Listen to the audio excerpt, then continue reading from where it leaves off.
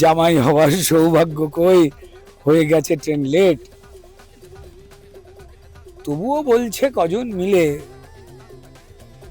হয়ে যাবে, লজ্জায় করবেন না মাথা হেঁট। হন না আপনি দু একজন কিংবা হাজার গোষ্ঠী, খেয়াল কিন্তু রাখতে হবে সামনে জামাই ষষ্ঠী। যে টক ঝাল যেমনই হোক না, টক ঝাল সে যেমনই হোক না, নিন না খুঁজে পুষ্টি। হোক বিয়ে, হোক সংসার, হোক জামাই ষষ্ঠী। যে জামাইকে আপনি যা খুশি খাওয়ান, জামাইকে যা খুশি খাওয়ান, আলু পটল শিম তরকারি হোক নানান রকম, প্লিজ ছুড়বেন না ডিম। তো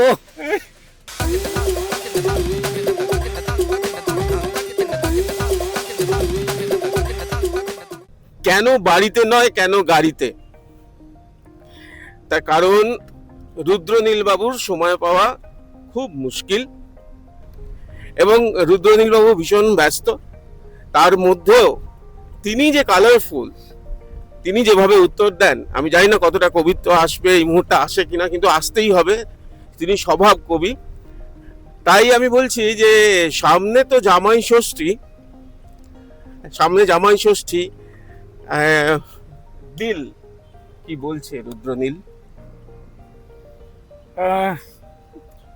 জামাই ষষ্ঠীর তো বিষয় রয়েছে। প্রথমেই আমি বলবো যে সবাইকে নমস্কার জানাই। যেমন আজকের ব্যস্ততার একটু অন্যরকম, কারণ আমাদের সবার প্রিয় বাংলা, বাঙালির প্রিয়, মানে বাঙালি নাম, বাংলার নাম, এই পশ্চিমবঙ্গের নাম। যে যে মানুষগুলোকে নিয়ে আমরা অহংকারের সঙ্গে উচ্চারণ করি, তার মধ্যে শ্রদ্ধেয় হেমন্ত মুখোপাধ্যায় একজন মানুষ। তার প্রতিকৃতিতে মাল্যদান এমন একটা সুন্দর দিনে তার পরিবারের লোকজন এসেছিলেন, কালচারাল সেলের পক্ষ থেকে সবাই জড়ো হয়েছিলেন, আরও নানান গুণী মানুষেরা এসেছিলেন। সাদার্ন অ্যাভিনিউতে তার বাড়ির কাছাকাছি এখানে যে মূর্তি ছিল সেটাতে মাল্যদান করে আবার শিবপুরের কাজে যাওয়া। মানুষ বিধায়কের দায়িত্ব তুলে দিয়েছেন। প্রচুর অপ্রাপ্তি মানুষের দীর্ঘ 15 বছর ধরে, যা তারা পাননি, যা তাদের নাগরিক অধিকার ছিল। এই নতুন সরকার তারা যা এনেছেন, প্রত্যাশা প্রচুর, কিন্তু ম্যাজিক্যালি তো ম্যাজিক করে তো সবটাই সঙ্গে সঙ্গে সম্ভব হয় না। তাই খুব পদ্ধতিগতভাবে ধাপে ধাপে এই কাজগুলো করতে হচ্ছে আমাদের সম্মানীয় মুখ্যমন্ত্রী শুভেন্দু অধিকারীর দিক নির্দেশে, এবং সেগুলো খুব সুন্দরভাবে হচ্ছে। এবং যেটা বলে রাখা ভালো, সেটা হচ্ছে যে শুধুমাত্র যারা এমএলএ হয়েছেন, যারা আমাদের মধ্যে মন্ত্রী মশাই হয়েছেন, শুধু তারা নয়, সরকারি যে অফিসাররা রয়েছেন, যাদের ভালো কাজ করতে গেলে হাত বেঁধে দেওয়া হতো, দুর্নীতি করো বা দুর্নীতি দেখে চুপ করে থাকো বলে দাগিয়ে দেওয়া হতো তোপ, তারাও কিন্তু নেমেছেন এই কর্মযজ্ঞে। এবং সেখানে কিন্তু মানুষ বলুন, আমাদের কর্মীরা বলুন, সবাই মিলে নতুন উদ্যমে একটা সহযোগিতা করছে। একটা সুন্দর পশ্চিমবঙ্গ, মানে এই অতীতের যে গাঢ় অন্ধকারের ইতিহাস, সেটাকে মুছে ফেলে একটা ভদ্রস্থ জায়গায় পৌঁছবার জন্য, যেখানে নাগরিকেরা সত্যিকারেরই ভয় আউট এবং ভরসাহীনের অভ্যেস পায়। এবার তার মধ্যেই আমাদের নানান ধরনের অনুষ্ঠান তো পড়বেই। যারা শ্রদ্ধেয় মানুষ তাদের সম্মান জানানো, আমাদের সংস্কার সংস্কৃতি পরম্পরা মেনে নানান পুজো আচ্ছা সেগুলো তো রয়েছেই, নানান উৎসব পালন, এবং তার মধ্যে একটা সামাজিক বিষয় যেটা এইমাত্র তুললেন, সেটা হচ্ছে যে মানে হন না আপনি দু একজন কিংবা হাজার গোষ্ঠী, খেয়াল কিন্তু রাখতে হবে সামনে জামাই ষষ্ঠী। তো এটা আমার এখন মনে পড়লো, তো তাই সেটা বললাম। না, এই যে তোমার যে মানে আমি জানি খুব টাফ বিষয়টা, সত্যিকারে এই যে কথায় কথায় কবিতা বলা না, এটা খুব টাফ। আর এই রাজনীতির যা শুরু হয়েছিল, যেরকম কাদা ছোড়াছুড়ি ইত্যাদি, মানে সেটাতে এটা খুব টাফ। আমি এই জন্য মানে আপনাদেরকে বলবো, এটা অত সহজে হয় না। এই চাপের মধ্যে থেকে যে দু লাইন মিলিয়ে কথা বলা, আমি তো না হয় লিখে এনেছি বা ভেবে এসেছি। হ্যাঁ, স্পন্ডেন, এটা সত্যিকারে তোমার অনেক ধন্যবাদ, মানে ধন্যবাদ না, তুমি সত্যি ভগবানের কাছে কৃতজ্ঞ। মানে কি বলবো, এটা গড গিফটেড। তা আমি আবার ওই সন্দেহ ফিরি, এই যে ধরো বিজেপি নতুন সরকার এসছে, অনেকেই পাচ্ছেন জামাই আদর, তো তোমার ভাষায় তাদের তুমি কি বলবে? তাদের তুমি কি বলবে? কি বলা উচিত তাদের, জামাই নাকি বাঁদর? না দেখো, জামাই ষষ্ঠীতে সব থেকে বড় যেটা হয় আর কি, সেটা হচ্ছে যে জামাই ষষ্ঠীর এটা খাওয়া দাওয়া, প্রচুর ধরনের খাওয়া দাওয়া তো হবেই। যে সমস্ত জামাইদের দুচক্ষে শ্বশুর বাড়ির লোকেরা পছন্দ করতো না, তাদেরও এমন গান্ডে পিণ্ডে খাওয়াবে যে সে কিন্তু শুতে পারবে না, মানে কিভাবে শরীরটাকে রাখবে সেটা নিয়ে তারা খুব টেনশনে থাকবে। তবে আমার মেয়েদের বাড়ির, মানে আমাদের জামাইয়ের যে শ্বশুর বাড়ি, তারা বিভিন্ন রকম খাওয়ালেও কিন্তু আমার একটা তাদের প্রতি অনুরোধ রয়েছে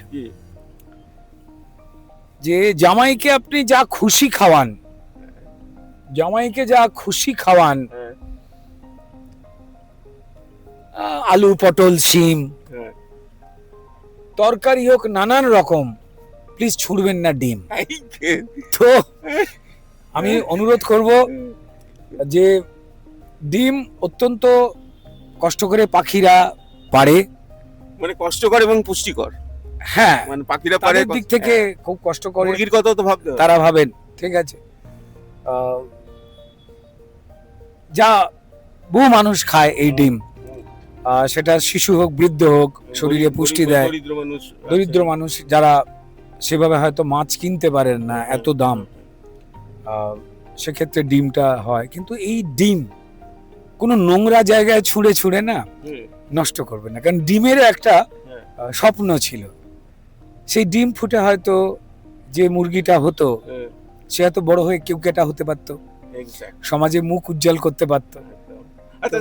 কালকেই দেখলাম যখন আমরা কথা বলছি যে ছুটতে এমন জায়গায় যারা পাপের ডিম পাড়তো তাদের গায়ে এই ডিমগুলো ছোঁড়া হচ্ছে। তো এই ধরনের ডিম ছোড়ার আমি খুব একটা পক্ষপাতী নই, কিন্তু যারা ছুঁড়ছেন তারা তো নিজেরা কিনে ছুঁড়ছেন, তৃণমূলীয় পদ্ধতিতে সেই ডিম তারা কেউ চুরি করে ছুঁড়ছেন না। ছুঁড়বেন কি, অনেকে আবার ফ্রিতেও দিয়ে দিতে পারেন, মানে জানো তো, মানে যে কারণে ছুটছে, অনেকে বলছে যে আমি সাপোর্ট করছি, ফ্রিতে নিয়ে। দেখুন, এটা খুব মুশকিলের ব্যাপার, মানে আইনি ভাষায় ডিম ছোঁড়া সেটা কোন ধারায় রয়েছে এটা তো আমি বলতে পারবো না। এফআইআর হবে বলছে তো, তবে হ্যাঁ, ডিম ছুঁড়লে এফআইআর করা হবে। দেখুন, যদি কেউ এই ধরনের, দেখুন কে বলেছেন ওই মহুয়া মৈত্র, দেখুন মহুয়া মৈত্র তো যে সে মানুষ নন যিনি সাংবাদিকদের দু পয়সা সাংবাদিক বলেছিলেন, এবং দুর্ভাগ্যজনকভাবে যিনি মা কালীকে মদ ও মাংসের দেবী বলেছিলেন। লোকজন জানেন, আমাদের সংস্কৃতিকে আঘাত করেছিলেন, পরম্পরাকে আঘাত করেছিলেন। শুধু তাই নয়, যারা মতুয়া সম্প্রদায়ের মানুষ রয়েছেন তাদেরকে কাঠের মালা বলে পড়ে চলে এসছেন বলেও এটা দুঃখজনকভাবে বক্তব্য তিনি রেখেছিলেন। দুর্ভাগ্যজনক এগুলো। তিনি যদি কোনো কিছু বলেন তো তার ৩-৪টে মানে আছে। আমার সামহাও মনে হয় যে এই ক্ষেত্রে সম্ভবত ওই যে ডিমগুলি ওনাকে ছোঁড়ার জন্য কিছু লোক নিয়ে এসেছে, মহুয়া মৈত্র কিন্তু জানেন ওই ডিম ফুটে যে মুরগিগুলো জন্মাতো তাদের একটা ভবিষ্যৎ পরিকল্পনা উনি কোনো রকম ভাবে করে ফেলেছিলেন, সম্ভবত কানাঘোষা শোনা যাচ্ছে। এবং টমেটো সেগুলো নাকি নিয়ে কোর্টে কেউ দাঁড়িয়েছিলেন। আমি এগুলোর একদম পক্ষপাতী নই, কিন্তু যে ঘটনা দেখতে পেয়েছি সে অনুযায়ী বলছি। সম্ভবত হতেই পারে যে সেই টমেটো দিয়ে উনি চাটনি করবার প্ল্যান করেছিলেন, তাই যদি গায়ে বা কোথাও কেউ ছোঁড়ে দেওয়ালে, সেগুলো যে মানে ওনার ভালো লাগবার নয়, সেই হিসেবে বার্তা দিয়েছেন যে উনি এফআইআর করবেন না কি করবেন আমি জানি না। এই চাটনি, ওই টমেটোর চাটনি এবার জামাই ষষ্ঠীতে কোথাও ব্যবহার নাকি খেজুর? দেখুন, এটা তো বলতে পারবো না, মানে সেটা তো মহুয়া মৈত্র দিদিভাই বলতে পারবেন, কারণ তাকে শুভেচ্ছা জানায়, কারণ তিনি কয়েকদিন আগেই বিবাহ বন্ধনে আবদ্ধ হয়েছেন। এবার বোধহয় প্রথম জামাই ষষ্ঠী। হ্যাঁ, তো হবে সেই সম্পর্কিত কোনো বিষয় থাকলেও থাকতে পারে, আমার তো ঠিক বলা সম্ভব নয়, আচ্ছা, হয়তো এখানে ওগুলো লুকিয়ে রয়েছে। এবার আবার একটু ছন্দে ফিরে আসি, একটু বড়ই প্রশ্ন হবে। এই যে তোমার এত ব্যস্ততা, আগে তুমি অনেকটা ফাঁকা ছিলে, কিন্তু বিধায়ক হয়ে যাওয়ার পর এই যে তোমার ব্যস্ততা, প্রতিদিনের কাজ নেই, একদম কোনো কামাই, মানে একেবারেই কোনো নেই কামাই। কামাই মানে মানে মানে কোনো কাজ থেকে নেই, কেন ওই কামাই নয়, মানে না সেটা তুমি বলবে, কিন্তু এই ব্যস্ততা ছুটি নেই, নেই কোনো কামাই, আমি সেটাই বলছি আমি ছুটি বুঝতে অর্থে। পেরেছি, আমি যদি তারপরে বলি- আমি বলি, তুমি আমার আমাকে কথা- বলতে প্রশ্নটা করি, তারপরে তুমি উত্তর দাও। এত তোমার ব্যস্ততা, একদিনও নেই কামাই, হ্যাঁ, মানে তাহলে এই ভাগ্যবান ভাগ্যবতী শ্বশুর শাশুড়ি কবে পাবে বিধায়ক জামাই, মানে মানে তুমি কি করবে না বিয়ে? আচ্ছা, এইটাই। আমাদের যারা দর্শক শ্রোতা বন্ধুরা রয়েছেন, যারা আমাদের এই অদ্ভুত একটা আহ, পথিকের মতো আর কি আড্ডা, যেটা একদম। পথের পথিক আমরা হুম। বলতে চাই, তাদের আমার মনে হয় বলতে চাইছেন আর উনকি যেটা সেটা এইভাবে আর কি ভাবলে বলা যেতে পারে যে আহ, যে ভাবো, কোনো অসুবিধা নেই। রোজগার তো নেই তো কিছু, রোজগার তো নেই তো কিছু, নেই তো রোজগারের কামাই, তো জামাই ষষ্ঠী কেমন করে পালন করবে জামাই? এটা একটা জামাইয়ের যদি দায়িত্ব হয়ে থাকে, আমি তো যেহেতু এখনো পর্যন্ত বিবাহিত নই, মানে সেই সৌভাগ্যের দরজায় গিয়ে উপস্থিত হই, সৌভাগ্য। ডেফিনেটলি বিবাহ তো ডেফিনেটলি একটা সৌভাগ্য বটেই। আচ্ছা, আহ, কারোর পছন্দ হতে পারে, নাও হতে পারে কোনো সম্পর্কের মধ্যে, তুমি সৌভাগ্য বললে, হ্যাঁ আমিও অ্যাকসেপ্ট করি, হ্যাঁ। বাহ, ডেফিনেটলি। দারুণ দারুণ, তার মানে খুব তাড়াতাড়ি হচ্ছে, তাড়াতাড়ি। আর এবার কিন্তু এমএলএ যদি জামাই হয়, কিন্তু এমএলএ জামাই হবে, হ্যাঁ। আচ্ছা, আমি একটা প্রশ্নটা করেই ফেলি তাহলে, যখন অনেকটা বোঝাই গেছে এই হাসি মিষ্টি হাসি এই সমস্ত কিছু একটা সায় দেওয়া যাচ্ছে, এই যে তো জামাই হিসেবে কি পছন্দ, কি থাকবে পাতে? জামাই হিসেবে কি পছন্দ, কি থাকবে পাতে? শাশুড়ি মা বসে থাকবেন, বাতাস করবেন হাত পা, মানে পাখা হাতে বাতাস করবেন পাকা হাতে, আর প্লেটে নিশ্চয়ই ফল থাকবে কুচি কুচি, আম কুচি, জাম কুচি হলে ছোট হয়ে যাবে, যাই হোক, জাম কুচি, শশা, সমস্ত কুচি, এবং অবশ্যই তোমার প্রিয় লুচি। আমার মনে হয় যে অনেকগুলো বিষয়, মানে সেটা হচ্ছে যে জামাই হিসেবে যদি আমি হই তাহলে আমার পছন্দ কি হতে বলতেই পারি। বলতে হবে, দাবি আচ্ছা, জনগণের। এটা যদি দাবি হয়ে থাকে তাহলে হ্যাঁ। এমন করে হয়তো ভাবা বা বলাই যায় যে আহ, শিল্পীর তো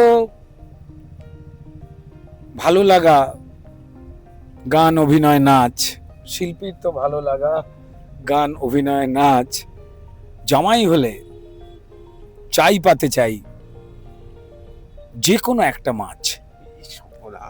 তো ভেরি গুড। আমার যে কোনো কেন, অনেক মাছ। আমার যে কোনো একটা মাছ, না না না না, মানছি না। হ্যাঁ চাই, কাতলা মাছ, চিংড়ি হ্যাঁ, মাছ, ইলিশ মাছ, চিংড়ি মাছ, এবার যে কোনো মাছ। চিংড়ি মাছের বেশ দাম, সারাক্ষণ তো একটুখানি কষ্ট হয় খেতে, তো যাই হোক না কেন। ঠিক আছে, তুমি তো সেরকম নাও যে এবার মানে মাঝে মাঝে এমন গদ্যে ফিরে আসছি না, তুমি তো সেরকম নাও যে আমার ইয়ে হয়ে গেল, গাড়ি করে ঘুরছি, হ্যাঁ ঘুরছি, সিকিউরিটিরা মাছের মতো ঝুলছে, হ্যাঁ। না আমি সেটাই বলছি, গাড়িতে মাছের মতো ঝুলছে, গাড়ির চারপাশে মাছের। তারপরে শোনো, তুমি তো নেমে এখন 5 টাকার মাছ ভাত দিয়েও তুমি জামাই ষষ্ঠী সারতে পারো, কি তাই না? সেই সেই মাটির যোগাযোগটা তো রয়েছে। মানে এটাই বলতে পারবো আর কি, মানে এই ক্ষেত্রে বলার যে জামাই হবার সৌভাগ্য কই, জামাই হবার সৌভাগ্য কই, শুনুন শুনুন সব। হয়ে গেছে ট্রেন লেট, জামাই হবার সৌভাগ্য কই, হয়ে গেছে ট্রেন লেট,